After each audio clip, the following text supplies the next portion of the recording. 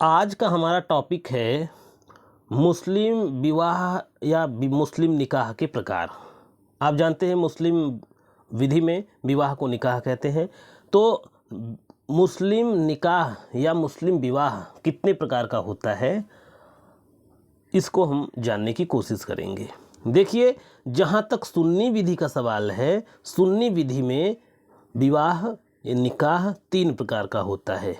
एक valid marriage, वैध विवाह, जिसे मुस्लिम विधि में सहीह विवाह भी कहते हैं। दूसरा है वॉइड मैरिज, सुन्नी विवाह।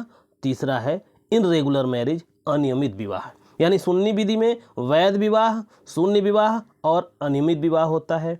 शिया विधि में वैलिड मैरिज, वॉइड मैरिज और मुता विवाह। यानी वैध विवाह, सुन्नी विवाह और मुता विवाह 3 प्रकार का होता है। यानी शिया विधि और सुन्नी विधि में विवाह के 3 प्रकार हैं, लेकिन सुन्नी विधि में इर्रेगुलर विवाह होता है और शिया विधि में मुता विवाह होता है।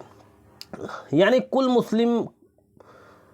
मुस्लिमों में कुल कितने प्रकार के विवाह होते हैं, ये हमारा आज का टॉपिक है। आइए इसको देखते हैं।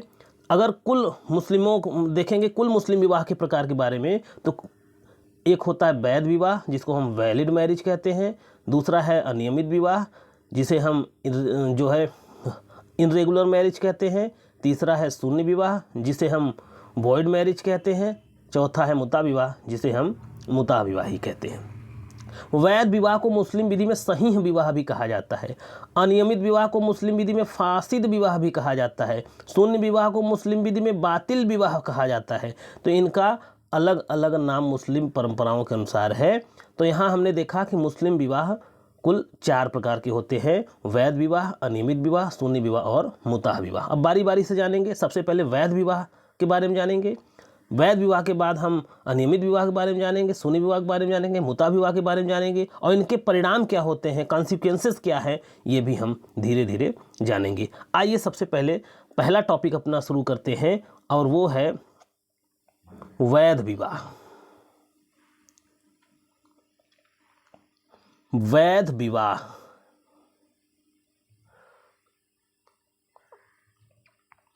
वैध विवाह या सहीह विवाह, जिस तरीके से आपने हिंदू विधि में देखा था, हिंदू विधि की क्लास जिन्होंने नहीं ली है वो चैनल पर पड़ा है, आप देख लीजिए, फ्री में है।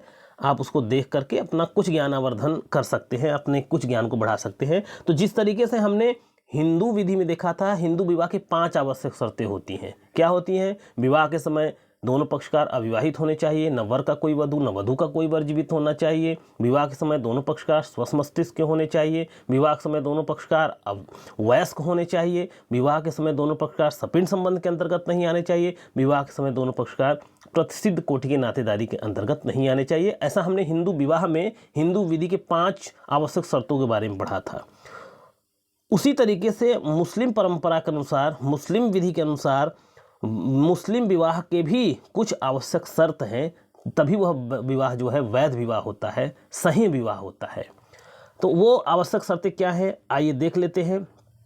तो ध्यान देना है, जहाँ तक मुस्लिम विवाह की शर्तों का सवाल है, जिस प्रकार से हिंदू विवाह की 5 आवश्यक शर्तें होती हैं, उसी प्रकार मुस्लिम विवाह की 4 आवश्यक शर्तें हैं। 4 आवश्यक शर्त क्या है? पहला, विवाह के समय दोनों पक्षकार सक्षम होने चाहिए। विवाह के समय दोनों पक्षकारों की सहमति होनी चाहिए। विवाह के समय कुछ औपचारिकताओं को पूरा किया जाना चाहिए। और विवाह के समय कुछ निषेध हैं, कुछ रुकावटें हैं, वो नहीं होना चाहिए, यानी उनका अभाव होना चाहिए। यानी विवाह के समय दोनों पक्षकार सक्षम हों, स्वतंत्र सम्मति दें, कुछ औपचारिकताएं हैं उसको पूरा करें, और कुछ विधिक निषेध हैं, रुकावटें हैं, उनका अभाव होना चाहिए विवाह में, तभी वह विवाह वैध विवाह होता है, वरना वह विवाह वैध विवाह नहीं रह जाता। तो वैध विवाह के लिए पहला आवश्यक शर्त है सक्षम होना। तो सक्षमता का क्या मतलब है, आइए इसको समझते हैं। तो मुस्लिम विधि में जहाँ तक विवाह के सक्षमता का सवाल है, मुस्लिम विधि में विवाह की सक्षमता का जहाँ तक सवाल है, तो विवाह संपन्न होते समय दोनों पक्षकारों का, अर्थात पति एवं पत्नी का सक्षम होना आवश्यक है। मुस्लिम विधि के अंतर्गत विवाह के लिए कोई व्यक्ति सक्षम कब होता है? निम्नलिखित परिस्थितियों में होता है। वो परिस्थितियाँ क्या है? पहला, कि जिसका विवाह हो रहा है, यानी दोनों पक्षकारों ने यौवनावस्था की आयु, एज ऑफ पवर्टी प्राप्त कर ली हो। उम्र के लहजे से यौवनावस्था की आयु क्या होती है, अभी इसको देख लेते हैं। दूसरा है दोनों पक्षकार स्वस्थ मस्तिष्क के हों, और तीसरा है दोनों मुस्लिम हों और विवाह के लिए अधिकृत हों। कहने का मतलब मुस्लिम विवाह का पहला आवश्यक शर्त यह है कि दोनों पक्षकार सक्षम होने चाहिए। सक्षमता का ये है कि वो दोनों पक्षकार यौवनावस्था की आयु प्राप्त कर लिए हों, स्वस्थ मस्तिष्क वाले हों और मुस्लिम हों, तभी वो सक्षम माने जाएंगे। अब यौवनावस्था की आयु क्या होती है, स्वस्थ मस्तिष्क क्या होती है, और ये कौन कौन अधिकृत है, ये जानना है हमें। तो आइए इसके बारे में भी जानते हैं। यौवनावस्था की आयु प्राप्त कर ली हो। देखिए, मुस्लिम विधि में विवाह, मेहर तथा विवाह विच्छेद से संबंधित मामलों के लिए वयस्कता की आयु 18 वर्ष न होकर, ध्यान देना है, 18 वर्ष न होकर यौवनावस्था की वय मानी जाती है। वस्तुतः यौवनावस्था की वय वह आयु है जिसमें कोई व्यक्ति संभोग करने की क्षमता पा जाता है। इस क्षमता को शारीरिक संरचना, अन्य प्राकृतिक लक्षणों के आधार पर निर्धारित किया जा सकता है। यानी मुस्लिम विधि में यौवनावस्था की आयु का कोई निश्चित मापदंड नहीं है। वह परंपराओं के अनुसार, शरीर को देख करके, संरचनाओं के अनुसार, व्यक्ति की कदकाठी के अनुसार अनुमान लगाया जाता है कि यह यौवनावस्था की आयु प्राप्त कर लिया है कि नहीं प्राप्त कर लिया है। लेकिन इससे बड़ी असुविधा होती थी। इससे जो है यौवनावस्था की आयु निर्धारित करना बहुत कठिन होता था। इसीलिए इस पर एक महत्वपूर्ण केस आया था जिसमें प्रीवी काउंसिल ने यौवनावस्था की आयु को तय कर दिया है। एक केस आया था मुसम्मात अतिका बेगम वर्सेस मोहम्मद इब्राहिम का केस। इस केस में प्रीवी काउंसिल ने यौवनावस्था की आयु क्या निर्धारित कर दिया है, 15 वर्ष। यानी कोई मुस्लिम विवाह करते समय उसको 15 वर्ष से कम नहीं होना चाहिए, 15 वर्ष या उससे अधिक ही उसकी उम्र होनी चाहिए। यानी उम्र के लिहाज से सक्षमता मुस्लिमों में क्या है, 15 वर्ष, जिसको हम क्या कहते हैं, यौवनावस्था की आयु। तो उसके बाद तो हमने देखा उम्र के लिहाज से सक्षम पक्षकार तब होता है जब वो 15 वर्ष हो जाए। अब अगला शर्त क्या है, अच्छा अब यहाँ ये भी ध्यान देना है, कुछ बातें इसमें ध्यान देना है यौवनावस्था के वय के संबंध में। अगर 15 वर्ष का है विवाह का पक्षकार मुस्लिमों में, तो वह खुद उसका विवाह हो सकता है, लेकिन इसमें कोई दिक्कत नहीं। लेकिन अगर 15 वर्ष से आयु कम है और उसके माता पिता विवाह करना चाहते हैं, उसके संरक्षक उसका विवाह करना चाहते हैं, तो सुन्नी विधि में कौन विवाह कर सकता है, शिया विधि में कौन विवाह कर सकता है, ये अलग अलग है। और ध्यान देने वाली बात है क्या, यौवनावस्था का वय न प्राप्त किए अवयस्क का विवाह सुन्नी विधि में कौन कौन कर सकता है, पिता, पितामह, भाई, माता, मामा या मातृकुल के अन्य सदस्य, इनको अधिकृत किया गया है कि अगर 15 वर्ष से कम आयु का है तो विवाह ये करेंगे।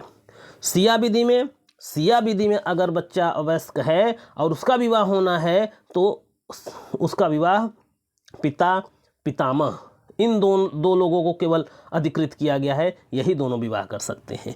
यानी नियम ये है कि विवाह के समय दोनों पक्षकार सक्षम होने चाहिए। जहाँ तक उम्र की सक्षमता का सवाल है, 15 वर्ष दोनों के पक्षकारों को होनी चाहिए। अगर 15 वर्ष से कम है तो सुन्नी विधि में पिता, पितामह, माता, मामा, मातृकुल के अन्य सदस्य विवाह कर सकते हैं।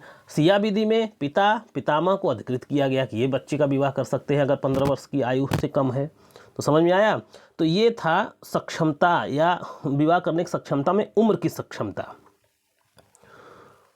अब आप सोच रहे होंगे कि मुस्लिम विधि में क्या अवयस्क का भी विवाह हो सकता है। अरे भाई हो सकता है, किंतु यह ध्यान दिया जाना चाहिए कि मुस्लिम विवाह भी बाल विवाह रोध अधिनियम 1929 से शासित है। पकड़े जाएंगे तो भारतीय कानूनों के अनुसार कार्रवाई होगी, वो अलग बात है, लेकिन परंपराओं के अनुसार अगर होता है तो उम्र 15 वर्ष होनी चाहिए, उससे नीचे है तो सुन्नी विधि, शिया विधि में व्यक्तियों को तय किया गया है कि कौन कर सकता है। अब आते हैं, हमने कहा था वैध विवाह के लिए पहली आवश्यक शर्त है कि दोनों पक्षकार सक्षम होने चाहिए। सक्षमता का 3 तरीका है, एक तो उनकी उम्र के हिसाब से वो 15 वर्ष के होने चाहिए, दूसरा है वह स्वस्थ मस्तिष्क वाले होने चाहिए, स्वस्थ मस्तिष्क वाले होने चाहिए। ये देखिए, विवाह के समय दोनों पक्षकारों को स्वस्थ मस्तिष्क का होना चाहिए। स्वस्थ मस्तिष्क का मानक यह है कि दोनों पक्षकार विवाह के प्रभाव और स्वभाव को जानते हैं, समझते हैं। विवाह के प्रभाव और स्वभाव को जानते हैं, तो माना जाएगा कि जो है वो दोनों सक्षम है। ऐसा पक्षकार जो जड़ है, वह जो पागल है, वह कभी विवाह नहीं कर सकता। मुस्लिमों में, मुस्लिम कानून में, मुस्लिम परंपरा के अनुसार स्वस्थ मस्तिष्क का होना विवाह समय अनिवार्य है। कोई व्यक्ति जड़ है, पागल है, वो कभी विवाह नहीं कर सकता। लेकिन कोई व्यक्ति गजनी स्टाइल का है, 15 मिनट मेमोरी लूज, अंतरालों में वह स्वस्थ मस्तिष्क का रहता है, अंतरालों में पागल हो जाया करता है, तो वह उस समय विवाह नहीं कर सकता जिस समय वह पागल है। उस अंतराल में विवाह कर सकता है जब वह स्वस्थ मस्तिष्क वाला होता है। ठीक है। अब जैसे मैंने बताया, अवयस्कों का विवाह करने के लिए भी मुस्लिम विधि में सक्षमता कई लोगों को अधिकृत किया गया है। उसी तरीके से अगर कोई जड़ पागल है तो उसका विवाह मुस्लिमों में, अगर मुस्लिम परंपरा के अनुसार करना है तो सुन्नी विधि में पिता, पितामह, भाई, मामा या मातृकुल के अन्य सदस्य को यह अधिकार प्राप्त है, जबकि सिया विधि के अंतर्गत यह अधिकार पिता, पितामह को प्राप्त है। अब हमने हमने देखा कि जो मुस्लिम विवाह की 4 आवश्यक शर्त थी, उसमें पहला आवश्यक शर्त था कि विवाह के समय दोनों पक्षकार सक्षम होने चाहिए, उम्र के हिसाब से 15 वर्ष होना चाहिए, बुद्धि विवेक के अनुसार वो विवाह को समझने वाले होने चाहिए। अब तीसरा आवश्यक शर्त था जो पहले शर्त में, वो मुस्लिम विधि के अंतर्गत विवाह के लिए अधिकृत होना चाहिए।